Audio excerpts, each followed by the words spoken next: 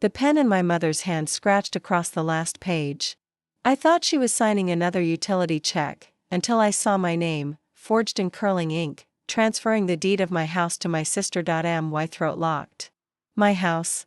The one I'd spent 11 years of double shifts buying. The one I thought would finally give my parents the stability they deserved. Instead, they slid the papers across the table like a gift. For Emily, my father said. She's pregnant.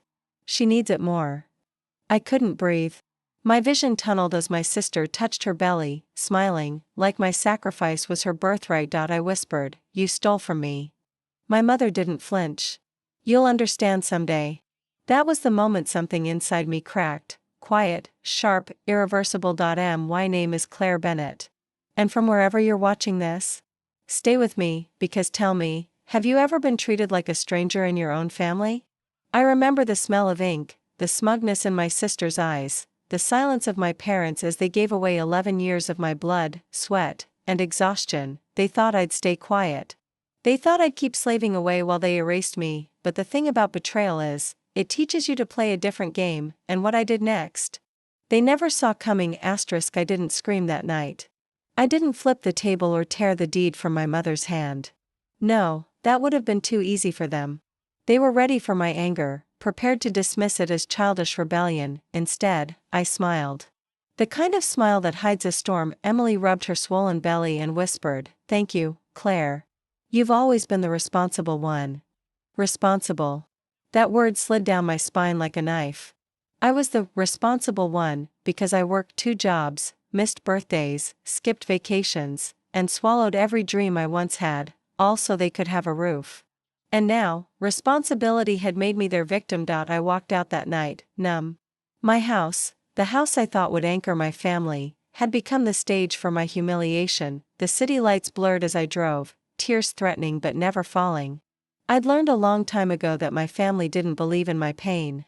Crying was weakness, and weakness was mocked. At work the next morning, I brewed coffee like nothing had happened. My boss asked why I looked pale. "Didn't sleep," I lied.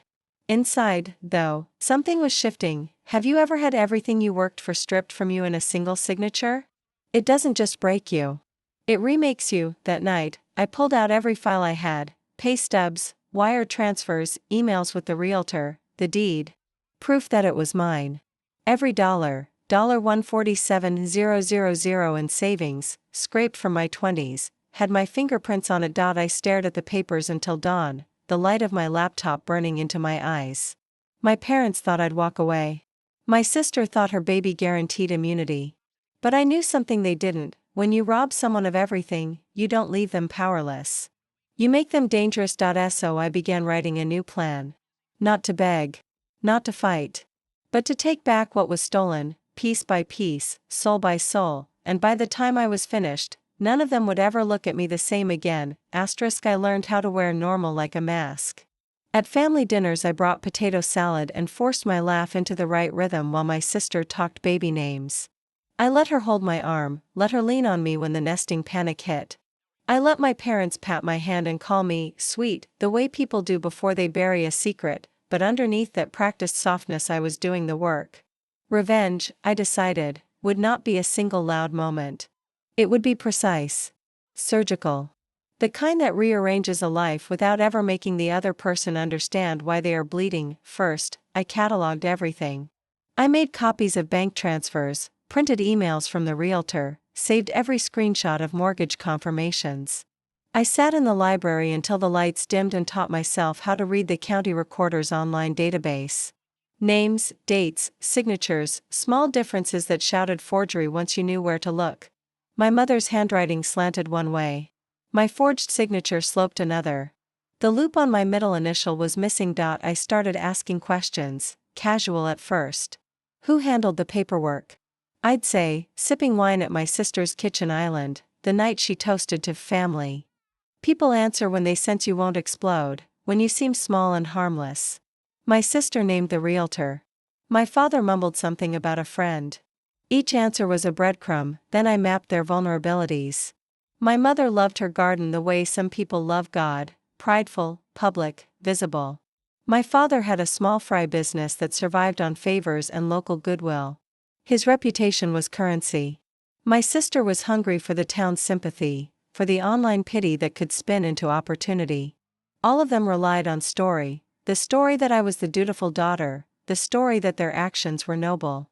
I intended to rewrite that story line by line, file by file. So I began planting a deliberately left behind text in front of my sister that hinted at legal counsel. An offhand comment to a neighbor about needing witness signatures for something silly. A photocopy of the deed slipped under my father's business door with the wrong date circled. Each seed was small, too small to look like a trap.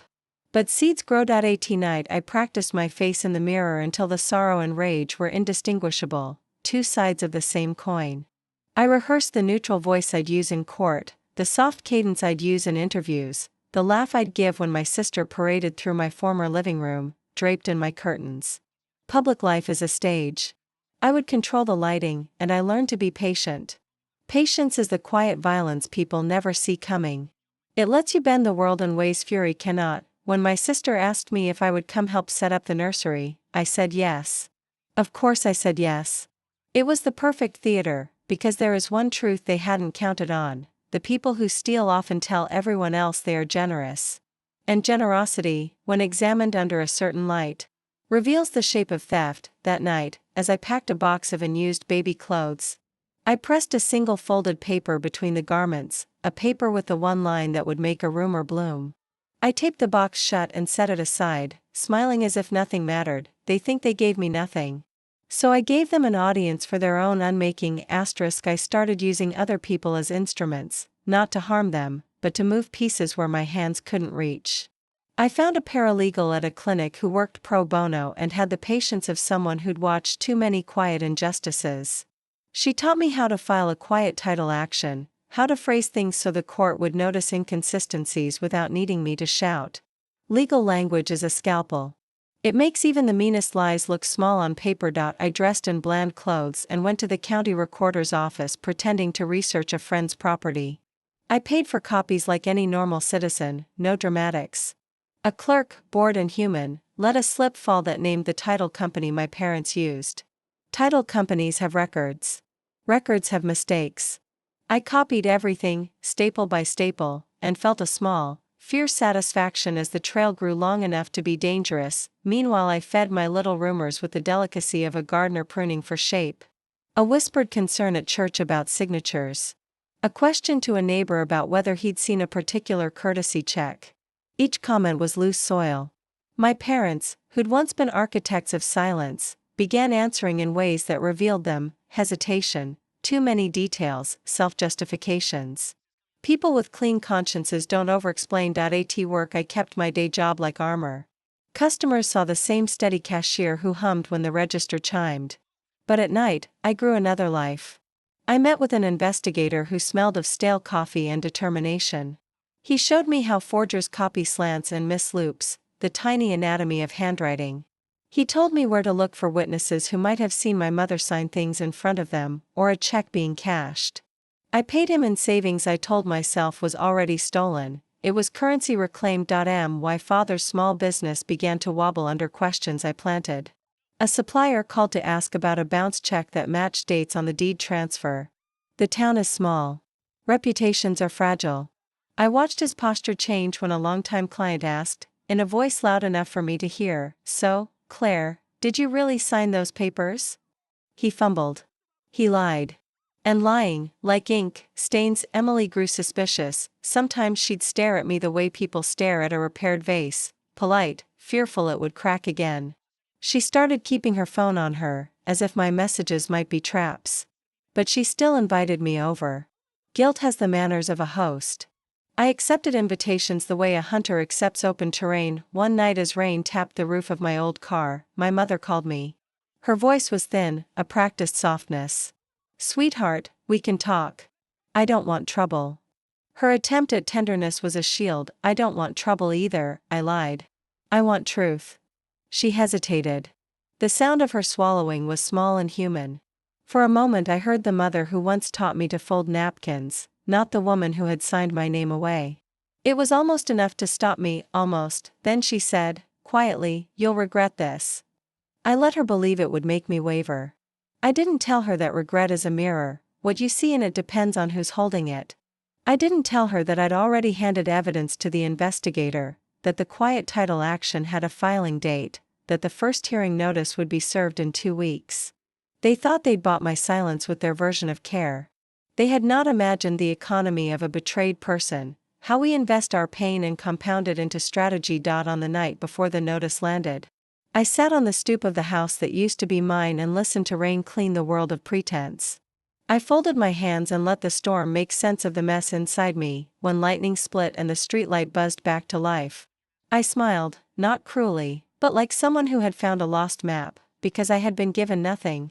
And from that I had made a route. The notice arrived on a Tuesday morning, hand-delivered by a deputy who looked half apologetic when he asked for Emily Carter. I watched from across the street in my parked car, engine humming LOW. My sister opened the door in her robe, hair knotted, baby belly pressing against the fabric. She accepted the envelope with a sleepy smile, until her eyes skimmed the bold print. I saw the color drain from her face, saw her lips part as she mouthed the words, quiet title action. My parents appeared behind her like guilty shadows. My father's hand gripped the doorframe too tight, my mother's lips pressed white. The deputy tipped his hat and walked away, leaving silence heavier than rain. I could almost hear their thoughts. She wasn't supposed to fight. She wasn't supposed to know how. Later that day, my phone buzzed with the first call. I didn't answer. Then came the second, the third. My voicemail filled with fragments of desperation. Claire, it's your mother? Let's not do this in court. Then my father, we can fix this privately, sweetheart. Even Emily, her voice shaking, you wouldn't hurt your nephew, would you? Please, think of the baby. The irony burned.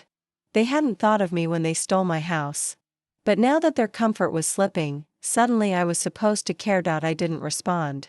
Silence is sharper than words. At work, I wore my mask, folding shirts, scanning barcodes, smiling at strangers who had no idea I was unraveling a dynasty of lies in my spare time. But inside, I felt taller. For the first time in years, I wasn't the overlooked daughter. I was the storm they whispered about. The investigator sent me his final report, handwriting analysis, notarization errors, sworn statements from 2 neighbors who remembered my mother signing on Claire's behalf. Each page was a blade. And I had a whole arsenal now, but revenge is more than proof. Proof is the skeleton. Revenge needs flesh, breath, voice. So I gave it one. I posted a single message on my small-town community page. Did anyone else know the Carters forged a property transfer? Asking for myself. Within an hour, the comments spiraled. Curious neighbors. Old friends. People with grudges.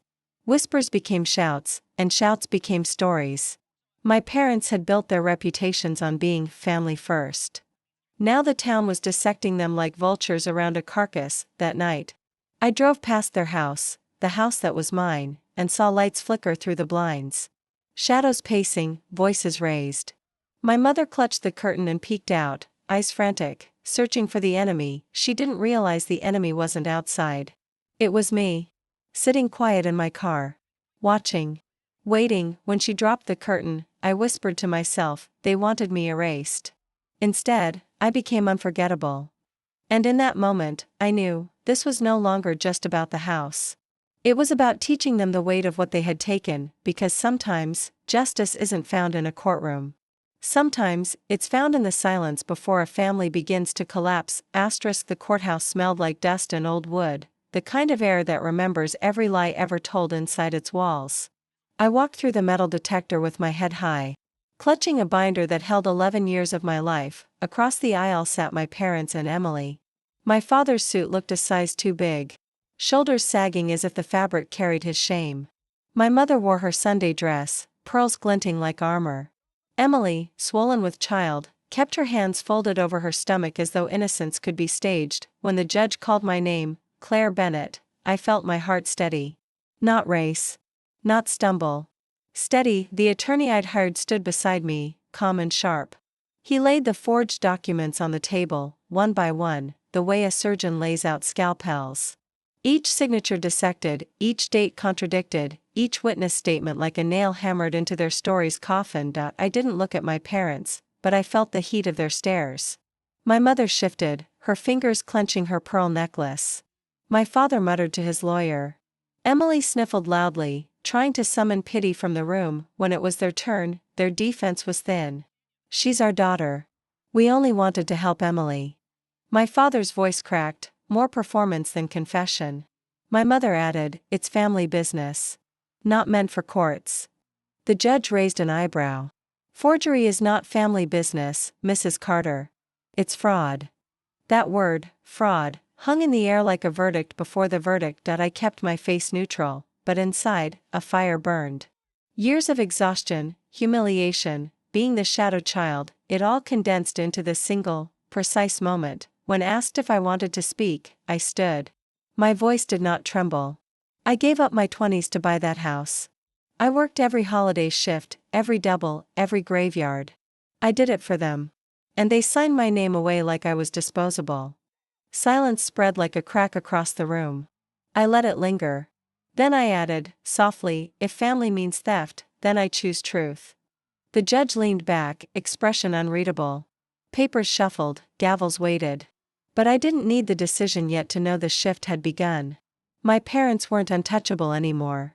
Their sins had names, dates, signatures, and whether I walked out with the house restored or not, they could never again hide behind family loyalty. As I left the courtroom that day, I caught Emily's eyes. She tried to look defiant, but fear leaked through the cracks. She knew something I hadn't even said aloud yet. This wasn't the end, this was only the first cut. The hearing hadn't even finished echoing through the courthouse walls before the town started to feed. Word travels faster than truth in small places, but this time the two ran hand in hand. At the diner the next morning, I walked into the hush of forks pausing midair. Conversations bent toward me like iron filings to a magnet. A woman at the counter whispered, that's the daughter. The one they stole from. I pretended not to hear, slid into a booth, and sipped my coffee. But inside, I savored it. For once, my story wasn't buried. Meanwhile, my father's business began to rot in plain sight. Clients pulled contracts, muttering about integrity. The bank called in an old loan. Suppliers raised prices overnight, as if honesty had become a risk premium. He still wore his collared shirts, but the starch couldn't hold up the sag in his shoulders. My mother fared no better. The church ladies who once envied her roses now crossed the street instead of admiring them. Her garden, once the pride of her life, looked abandoned, flowers untrimmed, weeds curling around the gate. Respect, I realized, is a fragile currency. Once it cracks, it never holds water again. And Emily?